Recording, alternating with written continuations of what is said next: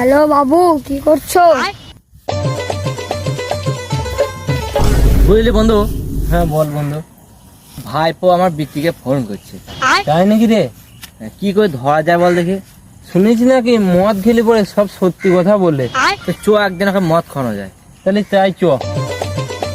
ভাইপো শোন শোন, অনেক দিন থেকে তোর সঙ্গে দেখা নাই, চখানাই পাটি মাটি হয়ে যাক। ঠিক আছে কাকা। চল ভাইপো, চ বন্ধু চ। এই যে লাল পেলাম না দি বাংলা নিয়ে এলে কাকা অতি চলবি। ক্যান্টি নাকি? ওই হব চুল্লু রে, হব চুল্লু। আচ্ছা আচ্ছা। মদ খেলে ভাইবো মেয়ে দে